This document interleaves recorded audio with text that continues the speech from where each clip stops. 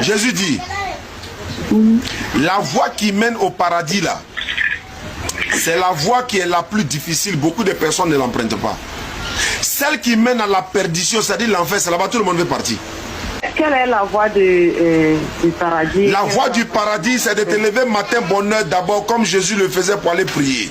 Marc chapitre 1, verset 35, Jésus-Christ se levait matin très tôt pour aller prier. Ça fait 1. La voie du paradis, c'est de croire qu'il y a un seul Dieu et reconnaître Jésus-Christ comme son envoyé.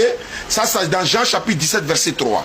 La voie du paradis, c'est de reconnaître que Jésus-Christ a annoncé que si je ne m'en vais pas, celui qui doit vous aider ne viendra pas. Mais quand si je m'en vais, je vous l'enverrai, il vous conduira dans toute la vérité. Et lui, c'est qui? C'est le prophète Mohammed sallallahu alayhi wa sallam. La voie du paradis, c'est de reconnaître et accepter tous les prophètes, de Moïse, Abraham, Jacob, Jean le Baptiste, Jean-Baptiste, tout cela comme les envoyés de véritable Dieu. Et la voie du paradis, c'est de reconnaître que Jésus-Christ n'est pas Dieu, il n'est pas fils de Dieu, il n'est pas mort pour vos péchés. Il n'y a que de salut en islam, parce que surat 43, 68 à 70, Allah dit, oh vous qui êtes musulmans, entrez au paradis, vous et vos épouses, vous y serez pétés. La voie du paradis, c'est de ne pas confondre le comportement d'un arabe et de l'islam, le comportement d'un djoula et de l'islam, le comportement d'un français et de l'islam.